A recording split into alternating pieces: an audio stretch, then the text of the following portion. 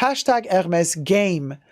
We used to call it a journey just a year or two ago, but apparently this journey has evolved into a game. The Hermes game. The Hermes game. The Hermes game. What do you have to do and how much do you have to spend to be offered an Hermes Birkin or Kelly bag? A sales associate doesn't make any money on giving you a Birkin, Kelly, or Constance. They need to make some money off of you. This whole general rule of you need to spend this amount of money, $20,000, $30,000, $50,000.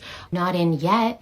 Not this week. Maybe I could show you some dinnerware. How about some charger plates or an ashtray? Yes. Yes, of course I need an ashtray. And when I went in and when she showed it to me, I was like, oh, like it is so small. I was not expecting it to be that small. But I kind of felt obliged to buy it. They told me there was nothing available and I was slightly disappointed once again, but I was getting used to it. How am I supposed to ever get my dream bag? It's been over 2 years since the last one and $27,000 of spending on items. Absolute dream bag, and I got this exact bag within 4 weeks. Zero purchase history. There's just so much unknown in the Hermes world. They'd often be dealing with people crying on the phone, being really upset that they'd spent all this money and they still haven't got a bag. I have never been treated like this ever.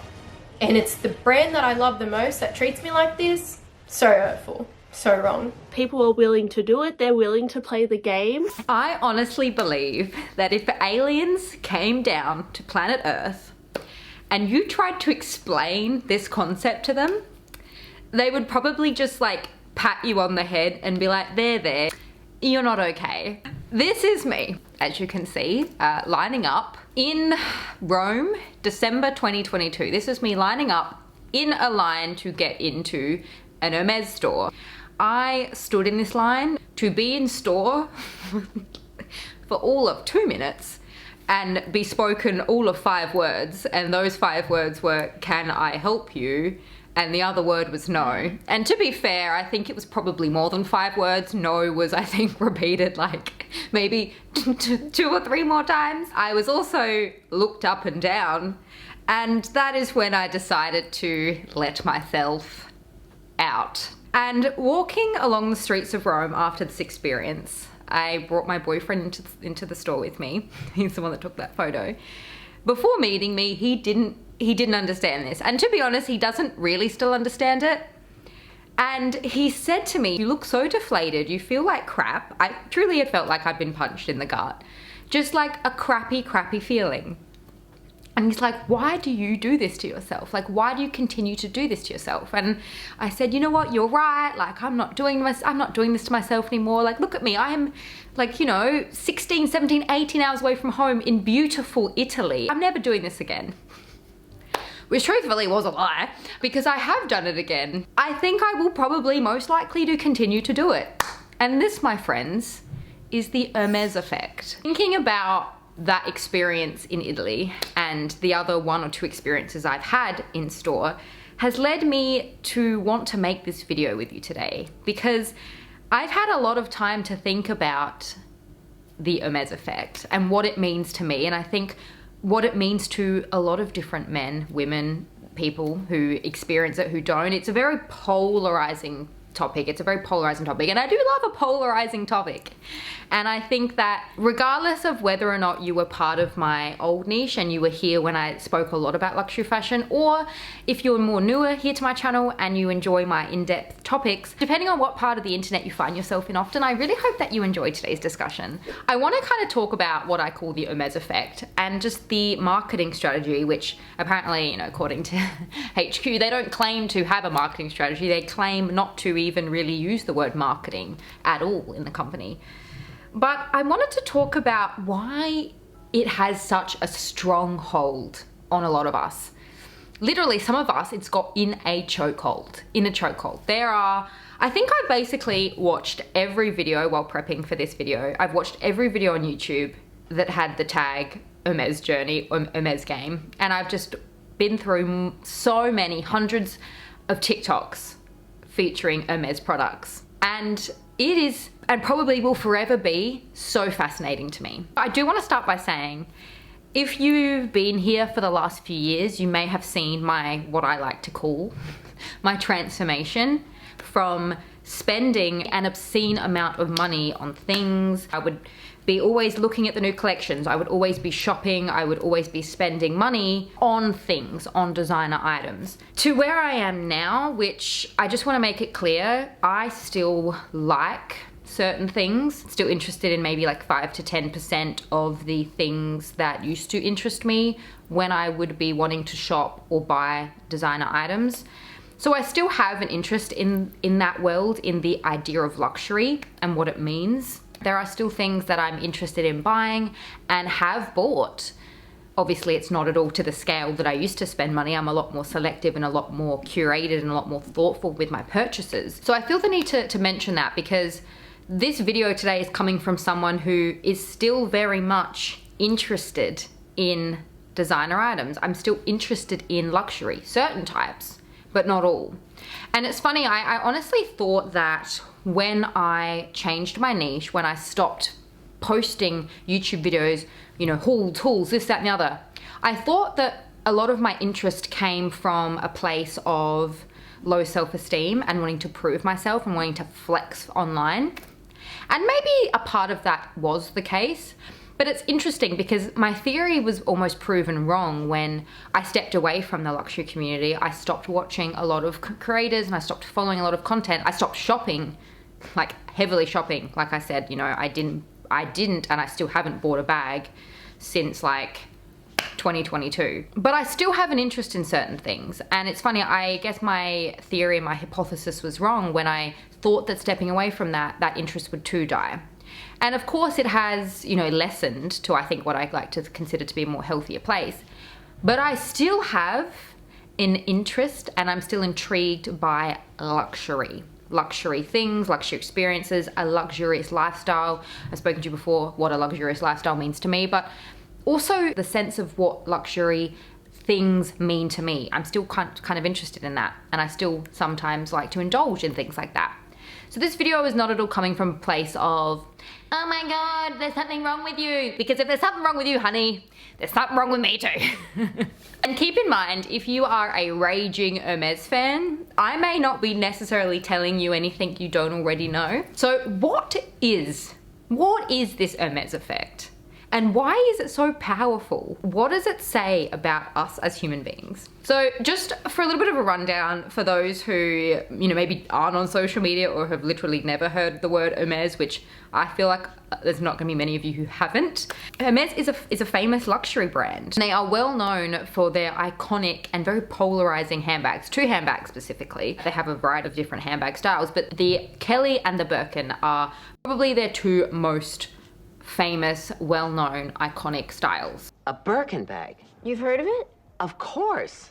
That's a very nice purse. And today I'm not going to go into really the history or anything like that in regards to Hermes, because I feel like for a lot of you here, you would know enough to kind of get the gist of today's video, but I will have some videos linked in the description if you would like to fall down this rabbit hole and if you would like to understand more of the history of the brand. But specifically, I think probably the mini Kelly, but the Kelly and the Birkin have really gained a lot of traction and have gained in popularity over the last, you know, few years because of the amount of exposure we're seeing on social media. You know, there was once upon a time where before social media, the Birkin and Kelly were a lot more elusive. They were a lot more mysterious. You know, we didn't really know about them, see them very often. There was that one famous scene from Sex and the City where Samantha's trying to score herself a Birkin.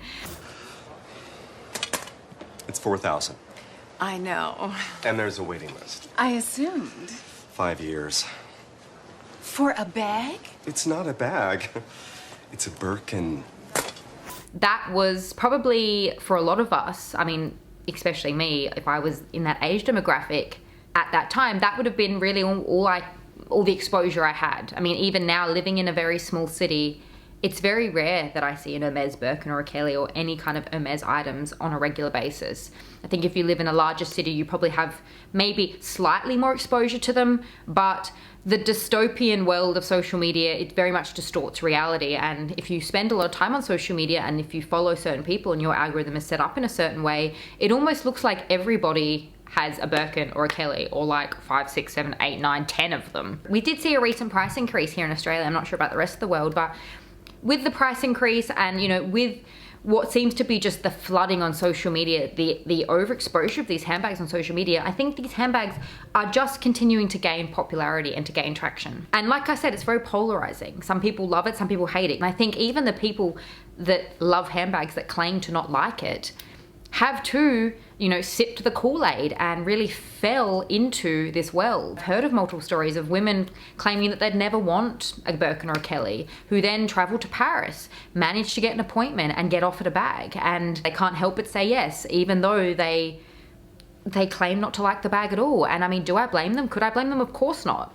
Even if you don't like the bag, and by the way, for those who aren't familiar, Paris is the only place that you can really get a chance of getting a bag without any spending history. Hermes Paris is the only Hermes in the world you can pre-book appointments online for their most coveted bags like Kellys or Birkins. If you are lucky enough to get selected, more often than not, you'll get an offer on that same day.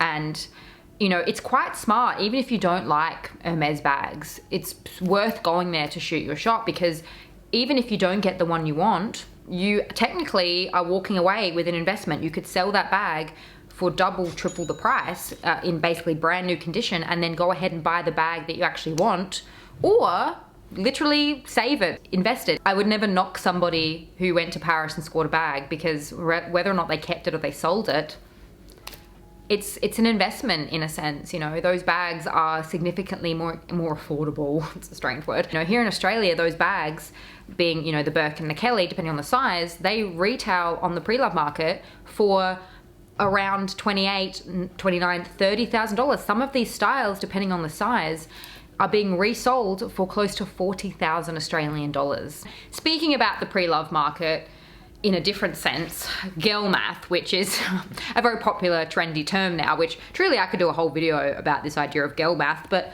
girl math does theorize that buying a pre-loved Hermes bag is technically a smarter choice and justifiable and a better option than actually buying from the store, because you know, the price may be 2, 3, 4 times, but at least you're getting the exact bag you want. This is a Birkin 25. It's one of my favourite bags. I love it, but I went through a reseller to buy it.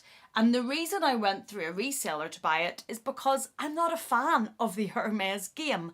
I am not a fan of having to go and buy things that I don't particularly want, build up a profile in the hope that I may get the bag that I want, or close to it, or specifics that are kind of like it. And I might get a colour that's close, but it's all really in the hands of the Hermes gods. I was thinking to myself, should I message my salesperson and let him know that I actually would consider a Birkin as well, and maybe add a couple more neutrals to my wish list? And then this showed up on my feed. And I actually ended up purchasing this bag via a consignment store called Cellier. This is a bag that would have been on my wish list, and I'm glad that I've done it this way, because I've got a bag now, so I know that it's quite likely that if I do ever go in there again and they have a bag for me, if it's not the bag that I want, I'm not gonna just buy it, because I've got a bag. I'm fine. Like, and I'm absolutely fine with just ever having one bag. If I manage to get the black Kelly with palladium hardware, amazing. But I've got my bag, so I'm okay. I'm not still sat twiddling my thumbs and waiting for it, so I feel actually I'm in a better position. Whereas when you go down the Hermes store route, there's always that gamble. You may not actually get the bag that you truly want, the exact style you want, you know. For some they do, for some they don't. It's a risk that you take. It's a gamble. It's a game. A lot of the experience of shopping in this kind of landscape is proving that you are worthy to own a handbag, which I think sometimes for people who are so into handbags, they almost are so far removed from that concept because they've just accepted it as normal. But like I said, okay, if you literally had aliens come down and you tried to explain this to them, they'd be like, are you okay? And I find this, like, this is one of my Roman empires. This is something that I think about on a very regular basis, especially in the last few weeks while thinking about making this video. The Hermes game, journey, whatever you like to call it, is basically and essentially the experience of meeting and going along with an SA sales associate who works at an Hermes store to buy various different things, building a profile, a purchase history, which then allows an SA, a sales associate, to then decide, okay, I would like to now offer this particular customer a bag. Heard about the process, I was like, oh, you mean I can't go in and buy it? That's like a club that I can't be a part of, but I'd so be a part of because I love handbags. How difficult it is, not necessarily to get a bag. It is very difficult, it's always been difficult, but they're talking about how difficult it is to even know what the system is. When your sales associate is showing your profile to your store manager, it's not just to show them that you care about the brand and that you're an enthusiast, but it's also to show them like, hey, this person has helped make us money. Do you approve them being rewarded with a Birkin or Kelly or not? So if you think about it, it's kind of like a little carrot, right? You know that the Birkin is kind of dangling in front of you and you know you can get it, but you know you got to spend some other money first. And so that's why store managers really like it when you have what they call a well-rounded customer profile or purchase history, where they see that you have bought from different categories throughout the store. And quite how much money they need to spend on other goods before they get a whiff of Hermes leather. On some forums you might hear news or information that the ratio of spending is 1-to-1. If the bag you want to buy is $10,000 and before you are offered the opportunity to purchase the bag for $10,000, you first gotta allegedly spend $10,000 on other stuff in the store. They cannot tell the client that they need to spend this amount to unlock a bag, because actually linked selling is illegal. And if you train the client to think that you need to spend this much money to get this bag, then it's a way to manipulate people with a lot of money to spend even more money. People are buying just random things at Hermes to unlock a bag. How is it that Hermes is getting away with this? I think is because people are willing to do it. They're willing to play the game. And, you know, it may be the bag you want. It may be a bag that you wanted, but maybe not the color hardware that you wanted, not the exact size that you wanted. Some women feel and have broadcasted on social media that they feel pressured to buy, because if they say no, they've lost their chances, and you kind of run that risk of terminating or having your relationship terminated. In 5, 6, 7, 8, I am ready to give up. For others, you know, there's been viral TikToks that people have talked about how they declined an offer from a sales associate and then nothing negative happened. I made a silly mistake of rejecting an Hermes wish, and I have been regretting it every day since then, because let's face it, who is stupid enough to do that? And I've been sitting, waiting patiently since then, hoping that I don't get ghosted by my sales associate. It's been just over 6 months since I rejected that bag, but I did get a call. I got the call that my new wish has been granted. I am officially not blacklisted, and I'm not going to make that mistake again. So whatever happened, I was buying this bag. Let me know if you want to see what I got. So I do think it's a case-by-case basis. More videos like this I started to watch. I started to think, you know, is this something that only women fall for? You know, like I've seen these TikToks of women talking about how they didn't really want what the SA offered them, but then they were scared to say no, and they didn't want to upset their SA, so they went ahead and bought it. And the new SA, she made me work. Yeah, she did. Not in yet. Not this week. Maybe I could show you some dinnerware. How about some charger plates or an ashtray? Yes, of course I need an ashtray. It is like the tiniest thing ever, and it was like $200 and something. And when I went in and when she showed it to me, I was like, oh, like it is so small. I was not expecting it to be that small. But I kind of felt obliged to buy it because she had called me and said that they had one for me. It's not even like I really asked for it. I didn't say, could you please put this on my wish list? I just inquired about it. But the way she kind of said it to me was like, I've got this in for you. When are you going to come and pick it up? So I really felt obliged to buy it. I kind of feel like there's like little tactics to try and make you buy things that you didn't quite say I actually want, or like the quantity that you want, you know. And you wanted one, but I kind of felt like, oh, if I say no to 2, is that going to affect my chances? Like there's just so much unknown in the Hermes world that if you say no to something, does that mean that you're not going to get an offer, or they're not going to help you, or they're going to be disappointed. And then like I did kind of debate the theory, like, is this just something that women experience? You know, because of our makeup, of our nature, where stereotypically softer women can be more gentle and less confrontational. But then I kind of thought, no, I don't necessarily know if that theory adds up either, because I then fell down the rabbit hole of looking into brands like Ferrari and Porsche. These brands that are majority male dominated. You know, when I see a Ferrari or when I see a nice Porsche, I always like, you know, have a look and I'm like, oh, yep, that's in my city, it tends to be an old white male driving the car. I think that this also affects men. This type of marketing, this strategy affects men. It's not necessarily gender biased, you know, just really the product. It depends on the product. I fell down this thread of people talking about how they had to purchase like 3 or 4 Ferraris from the dealership to then be considered the latest and greatest car design. So I do think regardless of the gender, this idea of luxury that is sold to a lot of individuals does play into our psyche. It is ingrained in our brains almost. And this is something I came to accept a few months ago, which then led me to ponder this idea of luxury and this idea of the desire that not all of us have, but a lot of us have for it. You know, some people it may be Hermes, some of it may be luxury brands. Some people it may be luxury cars. Others it may be sneakers. You know, I know a lot of men who are sneakerheads, Nike, Jordans, whatever, they love it. We've seen the craze online with Stanley Cups, okay? White women in the US love their Stanley Cups. So I do think that regardless of the product, of course, so for today's video, I'm speaking solely about Hermes. There are certain brands that just connect with people on such a deep level. It's in here. It is in here. And for a lot of us, it can't come out. It's just, I think it is actually ingrained in a lot of us. Which then led me down the path of, why is it ingrained in some of us more than others? I do find it very interesting what makes some people more attracted to these things and more intrigued than others. We have seen such an explosion now on social media and even just in fast fashion stores. We have seen such an explosion with dupes. You know, this is apparent for a variety of different brands, but again, I'm just going to be specifically talking about Hermes.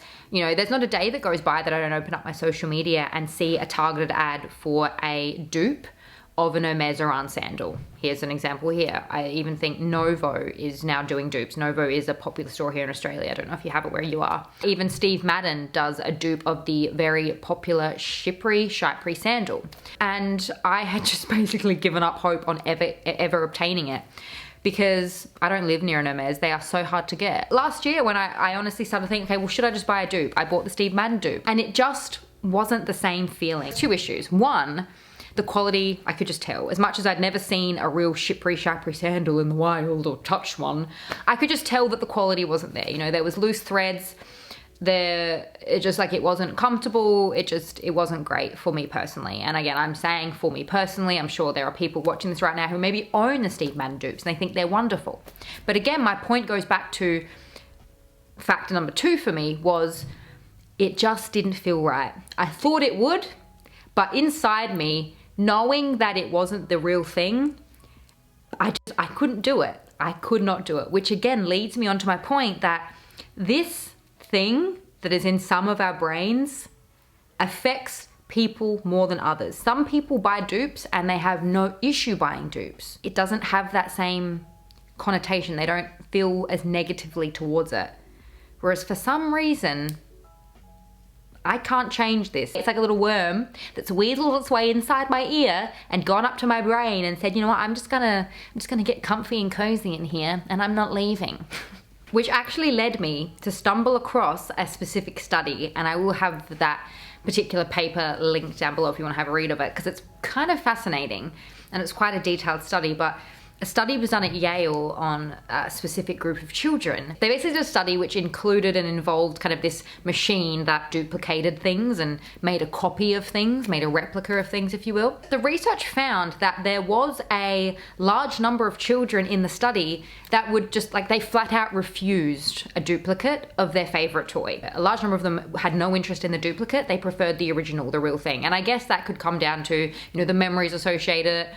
There wasn't really much detail as to why they felt that way. They also did a study that basically convinced the children that somebody famous or well-known had owned a toy. A lot of the kids were drawn to the item that was apparently owned by somebody famous. So I do think there's almost a part of us that seek, going to the first study, a large number of us do seek authenticity, the real thing, something that we have attached memories to, feeling towards, history with, or knowledge about, as opposed to a dupe. The study showed that there was still a number of children who did not have that same attachment to objects, to items, who really didn't care whether or not they had the real thing or the fake. Same with the second study. There was also a number of children who didn't care, who weren't really interested that a particular famous person owned said item. I will have the study linked down below because it's very fascinating, but I do think that there's probably something to be said for the fact that our desire to own these things, my desire to own some of these things, does probably go back to my childhood, probably does go back somewhere to just how my brain is made up. Some people do have a real interest and attachment to these specific things. Some people don't. I guess you're either somebody who lines up at a Target at 4 a.m. to go get a limited edition Stanley, or you're not. When I was reading this study, I honestly thought of myself, like I was imagining myself in this study as a young child. I wouldn't want the duplicate toy. I would want my toy, my thing, the real thing. Some people are like that, others aren't, which I think just goes back to our individualistic makeup, our brain chemistry, who we are as people. These things about us, a lot of us cannot be changed. There are people who, are real heavy Apple heads. There are people who are Samsung lovers. I also have dabbled on the idea, and I'd love to hear your thoughts, by the way, on everything that I'm spitballing with you. But, there is this argument that I've even, I think, brought up in the past, and I have considered, and I still even ponder to this day. Like I said, this topic is like my Roman Empire. That people who play into these marketing strategies of brands like Hermes, it plays on their insecurities of not feeling enough, of seeking social status, of seeking a sense of worthiness. Because, the whole idea of Hermes is you have to prove that you are worthy to own a particular bag or a particular item. When you finally obtain a specific item that you've been lusting over, it does feel almost like a triumph. It feels like you've won a game, because at the end of the day, this could be considered a game, and it is considered a game for a lot of people. It leads me to ask the question, is this game only fun for wealthy people? Is it purely something that certain people do to feed their egos and to kind of maybe heal some of their insecurity issues? These are things I often ponder. Sometimes I think maybe yes and no. I do think regardless of who you are and regardless of what your chosen poison is, some people it's Hermes, some people it's Stanley Cup. I do think that regardless of who you are, you'll experience a sense of belonging. We all want to feel a part of something. It is just tribal. It is inherently within us to want to belong to something and be a part of something. And I do think that maybe that plays into a part of it. But I also don't, again, mean that with any nastiness, because I do think that we all have insecurities. Like it's nothing personal towards you or towards I. We all experience insecurity issues depending on whether you shop with Hermes or whether you don't. So I don't really know if that's a valid argument. I think some people choose to play the game, the Hermes game, hoping that they will come out on top, and maybe they do see it as fun, but I think you'd be lying if you played any game and said that you don't care if you win. Because I think at the end of the day, like a lot of us who play games, regardless of like how competitive you are or you aren't, of course a lot of us play games for fun, but we also play games hoping to win, don't we? We play games hoping to win. One of the biggest factors of this argument, tying back to self-esteem, is the social acceptance.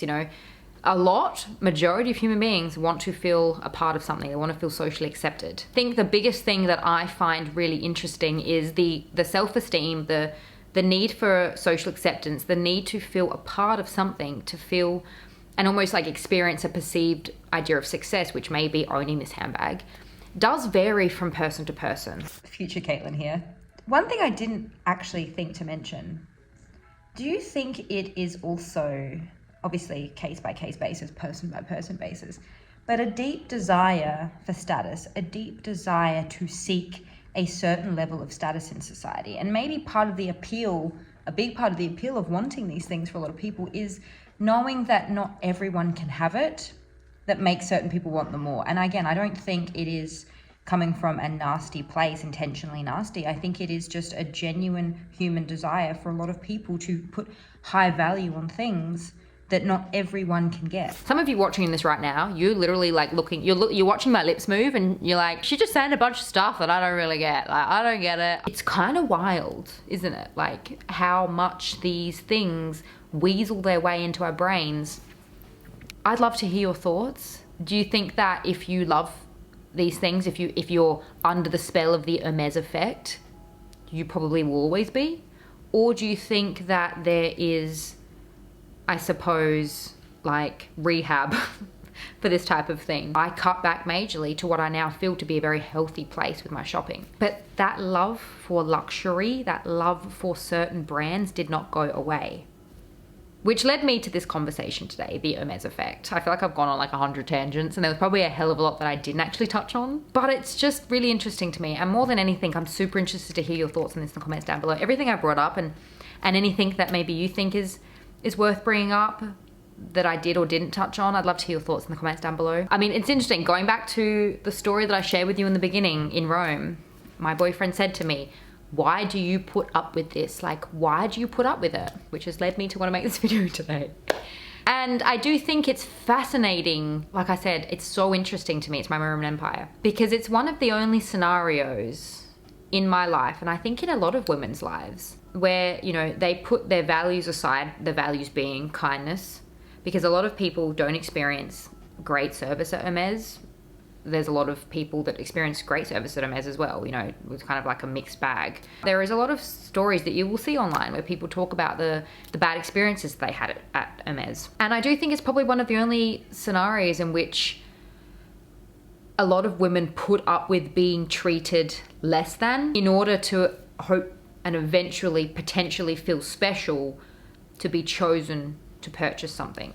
Being treated like crap and like enduring that, our reward for that is like eventually potentially being led into a certain club. It's kind of crazy when you think about it. And I feel the need to say as well, I've had bad experiences at Hermes, and I do believe when certain women say that they do have really good experiences, because I can imagine they do. The psychology behind why we do the things we do, why some of us are like crazy about this brand, will put up with being treated horribly, customer service, uncertainty, buying things we don't need or don't even want, some of us, in order to eventually, potentially, possibly, maybe get something that we may want one day. Maybe, maybe not. Maybe yourself. I find so unbelievably fascinating, which is why I sat here with you for God knows how long and talked about it.